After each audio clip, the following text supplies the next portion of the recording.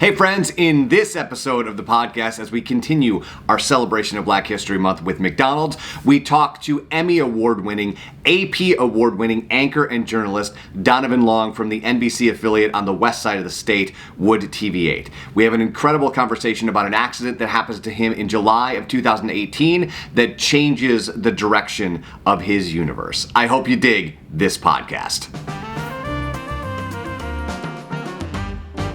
As I said, as we continue our celebration of Black History Month, my guest right now from WOOD-TV 8, the NBC affiliate on the west side of the state of Michigan, the Sonic the Hedgehog of energy, Donovan Long. Donovan, how are you, my friend?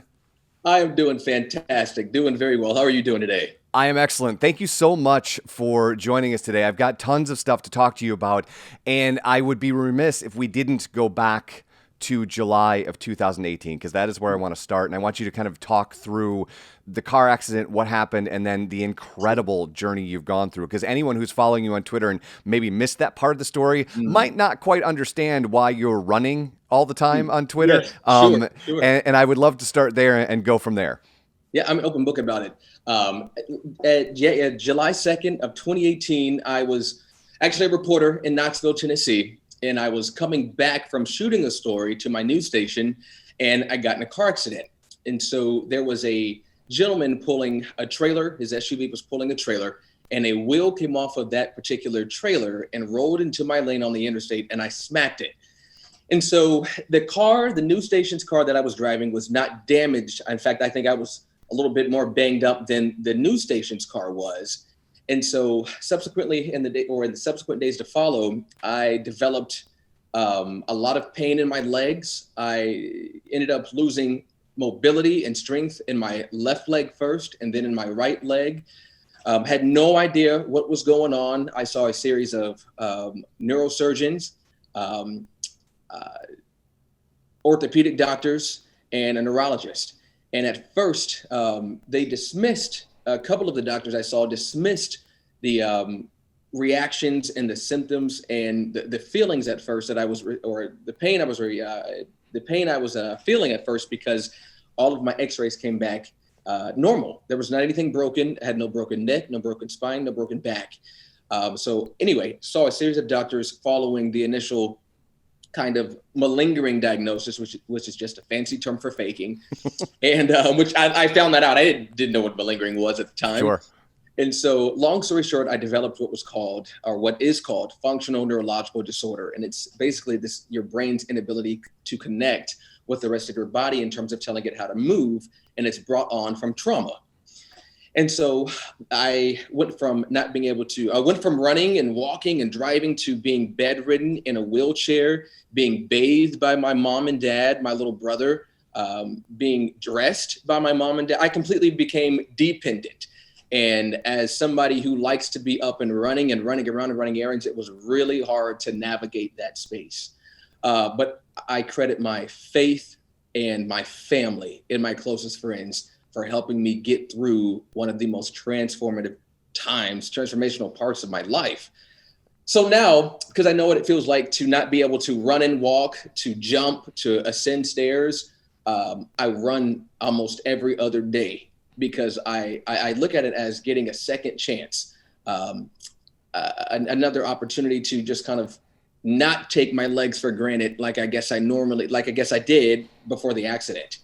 So that's put my life into complete perspective. I think it's given me a new attitude. It's made me more patient with people. It's made me more vulnerable, because I started blogging about my whole journey. It's made me more vulnerable. And maybe it's made me relate to other people who have hidden disabilities, I should say. Sure. And for those who don't know, you were working on teaching yourself how to walk and then run for nearly a year. Yes, correct. For nearly a year. It was unimaginable. I went through a period, like I'm sure a lot of people would in my shoes, of emotional distress. I was angry. I lashed out at those closest to me, because they became the punching bag, because they were right there. And not excusing my attitude or my lack of respect, but I think I was trying to grapple with this sudden change, this night and day change. At first, I didn't want to talk about it. At first, I was really shut off. I had a friend who is now out of the news business, and she told me, look, you make a living telling other people's stories. You got to tell your own. And so that really resonated with me. And I really started to think like, she's right. How can I, not make other people, but convince other people to share their stories in hopes of helping somebody else. And I can't do the same.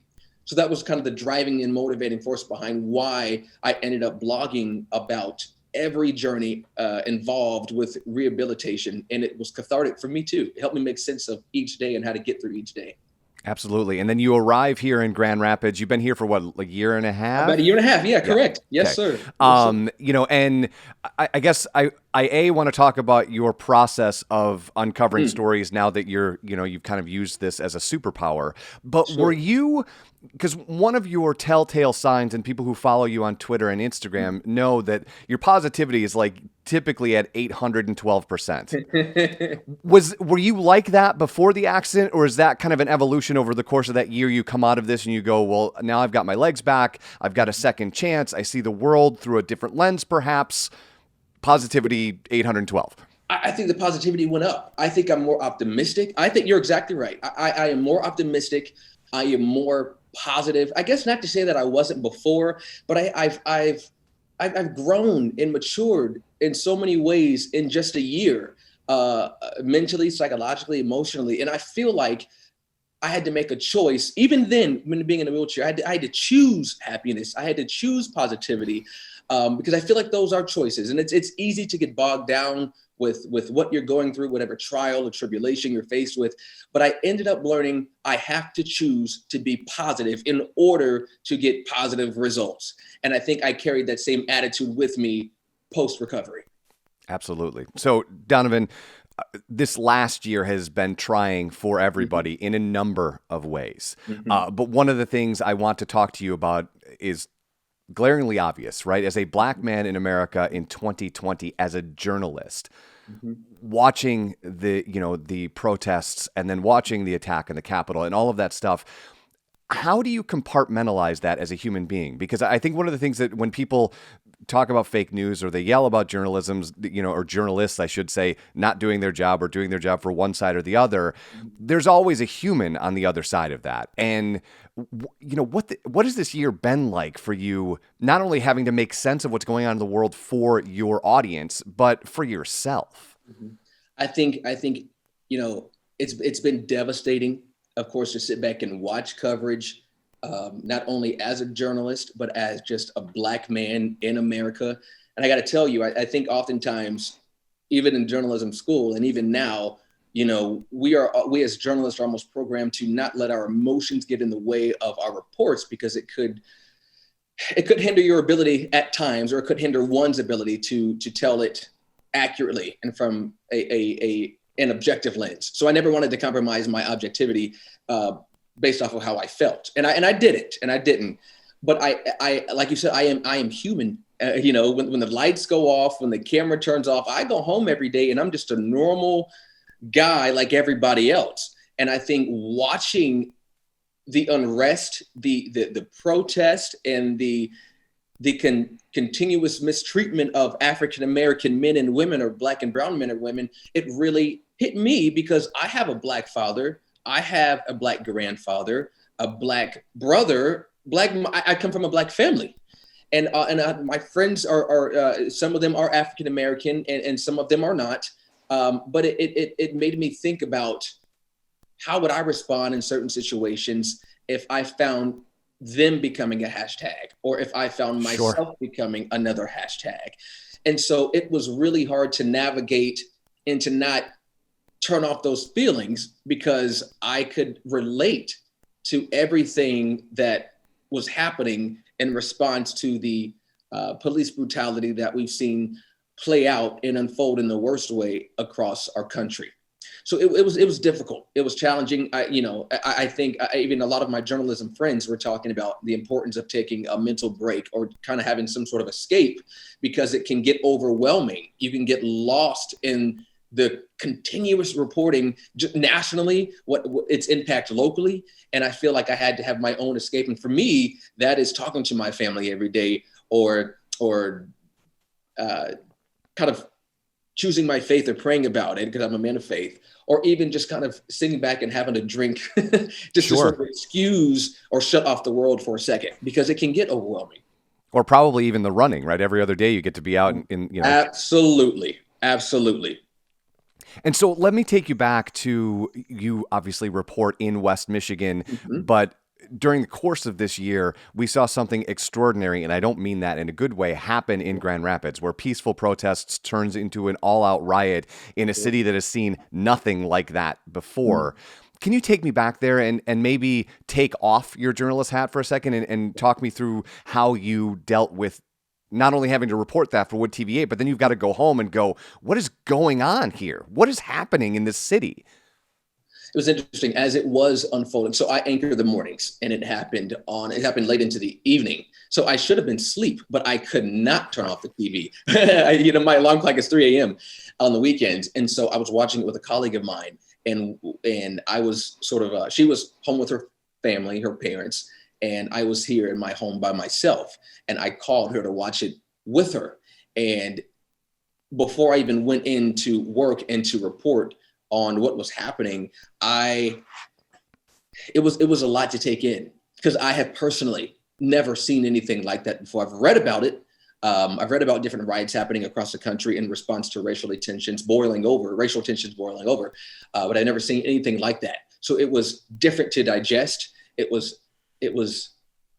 think it was, and I want to make this clear, I'm not condoning the violence. I'm not condoning the mistreatment of businesses or other people that took place downtown. But I, as a Black man, could understand where the anger derived from. I could understand the feeling of anguish and defeat and hurt. I can understand that for obvious reasons. And it just doesn't date back to when George Floyd was killed. It dates back centuries ago. And I think a lot of it was unearthed or at least some of it was unearthed again when George Floyd died, or when Breonna Taylor was killed. And I could understand how people were upset, and I could understand why they felt like they were not heard before. And perhaps even from talking to people on the ground there, they say the protest and the riot was the only way to get some people's attention in order to spark change. Again, not agreeing with the way they went about it, because it was destructive, but I can understand the feelings behind why they felt like they had to go to that length in order to get people to listen. And I think as a result of the riots happening around the country, we've seen changes start to take place from other businesses, other news organizations, from some friends of mine who are in the business who talk about that. And I think we've seen some changes. Do I think we've seen the change that is needed to reflect, all of the people who live in the country? No, I think we have a long way to go, but I think some areas are starting to see different types of change as a result of what happened. So we're in 2021. We've got a new administration that has taken over on January 20th. And we're celebrating Black History Month. And for me, not a Black man, this one feels a little bit different. And I wonder if you feel the same thing, and if you could put that perhaps into words. I think it is different. I think it's more just as a person and representing myself as a journalist. I think it's different in terms of, I think it's more inclusive.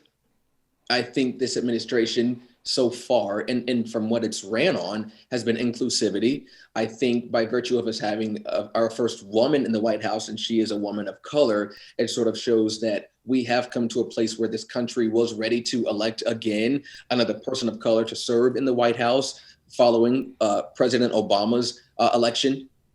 And I think we're getting to a place where we found that, I think we're getting to a place where we start to realize that division isn't working, and being divisive is not the way. And I think showing other people who don't look like us, who don't think like us, who aren't us, a little more grace kind of plays out well for everybody involved.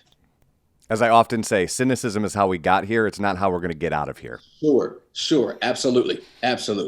So Donovan, if people want to read your blogs and follow along with what you're doing, not only for WOOD-TV 8, but what you're doing in your personal life, what's the best way for them to do that? Oh goodness, probably Twitter and Instagram. Twitter and Instagram. I'm an open book. I have no secrets. I'm very much myself, and very much individualistic in that way. But Twitter and Instagram. All right, my friend.